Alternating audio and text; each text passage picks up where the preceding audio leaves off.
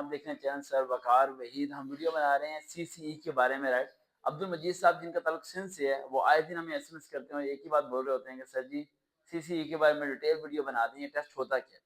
सबसे पहले हम थोड़ा बहुत आपको बेसिक बताना चाहते हैं। एक टेस्ट होता है सीएसएस, सेंट्रल सुपीरियर सर्विसेज, जो कि फेडरल के थ्रू होता है और ऑल ओवर पाकिस्तान कंडक्ट किया जाता है, राइट। और उसी तरह उनकी हायरिंग भी होती है। एक होता है पीएमएस, यानी सीएसएस सबसे बड़ा भाई है, यानी तायाबू आ गया, उसके बाद उसका छोटा भाई यानी पीएमएस आ गया, प्रोफेशनल मैनेजमेंट सर्विसेज, जो कि सिर्फ पंजाब के इलाकों में लगवाया जाता है। एक होता है सीसीई, कंबाइंड कॉम्पिटिटिव एग्जामिनेशन, जो कि सिंध के डोमिसाइल वाले जो स्टूडेंट्स हैं सिर्फ वही लोग इस टेस्ट को कंडक्ट कर सकते हैं, टेस्ट दे सकते हैं, और उसके बाद वो उनकी हायरिंग की जाती है उसी तरह जिस तरह सीएसएस और पीएमएस वालों की हायरिंग की जाती है एक अच्छे स्केल पे।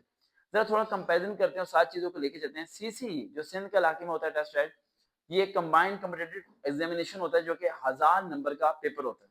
1000 नंबर का पेपर जो है वो में 600 नंबर जो होते हैं वो कंपल्सरी होते हैं, और जो 400 नंबर होते हैं वो इलेक्टिव सब्जेक्ट्स होते हैं जो आपने खुद चूज करने होते हैं। अगर हम कंपल्सरी सब्जेक्ट की तरफ आए तो उसमें पहला होता है इंग्लिश, ऐसे जिस तरह सीएसएस में होता है 100 मार्क्स का, ऐसे सेम वैसे ही है। 100 मार्क्स का आता है इंग्लिश कम्प्रीहेंशन या प्रेसी, जिसे आप कह सकते हैं, राइट, 200 हो गए। 100 मार्क्स का आता है आपका उर्दू या सिंधी लैंग्वेज में पेपर होता है आपका, राइट। ये में रखिएगा, ये लिटरेसी नहीं आते, ये इसके जनरल क्वेश्चन होते हैं, राइट। यानी अगर आप उर्दू चूज करेंगे तो उर्दू के एमसीक्यूज आ सकते हैं, ठीक है, रदी काफिया वगैरह इसके मुतालिक। और अगर आप सिंधी चूज करें तो सिंधी की उर्दू की सिंधी जो लैंग्वेज है उसके मुतालिक जनरल जो क्वेश्चन होते हैं, जो बेसिक चीजें आपको आनी चाहिए उसके मुतालिक क्वेश्चन होंगे। उसके अलावा हम बात करते हैं 100 हो गए, 100 हो गए, फिर 100 हो गए।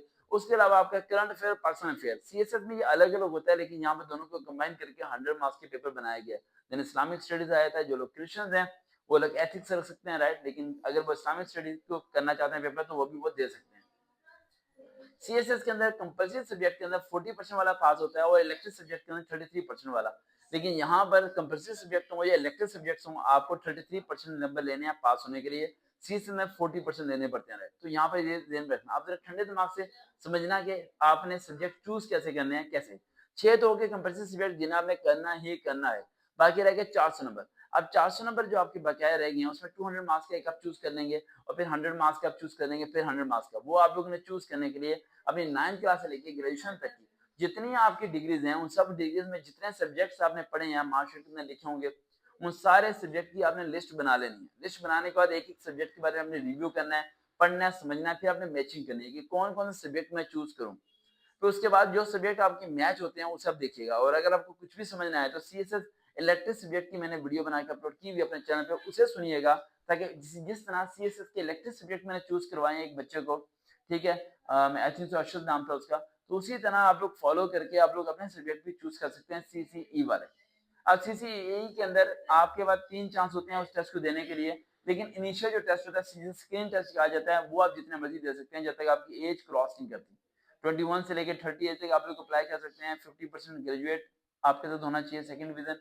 और एक और बात ध्यान रखिए, अगर आप गवर्नमेंट अप्लाई हैं और आपको 4 साल हो चुके हैं यानी परमानेंट हो चुके हैं, तो फिर आपको 5 ईयर रिलैक्सेशन मिल जाती है, जिस तरह सीएसएस के अंदर भी आपको मिलती है, पीएमएस के अंदर भी मिलती है।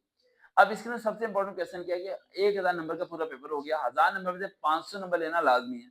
अगर आपने तमाम पेपरों में अच्छे अच्छे नंबर लिए, किसी में लिए 60 लिए, 50 लिए, लेकिन एक पेपर में आपने 32% नंबर ले लिए, उसमें आप फेल हैं, चाहे आपके नंबर 500 से ज्यादा भी बन रहे हैं टोटल के अंदर, यानी 50% आपके नंबर बन रहे हैं, उसके बावजूद भी आप फेल हैं, यानी आपको सब सब्जेक्ट में पास होना लाजमी है।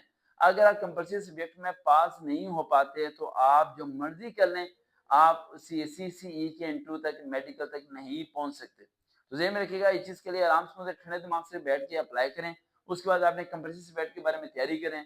उसके अलावा जो है ना सीसीई के जो इलेक्टिव सब्जेक्ट्स हैं उसमें चूज करने के लिए आप मेरी वीडियोस को सुने, फॉलो करें। देन उसके बाद आपको समझ आएगा ये होने वाला क्या है। अब अब्दुल मजीद ने मुझे कहा था कि मेरे सब्जेक्ट आप चूज करते हैं, मैं कौन सब्जेक्ट चूज करूँ।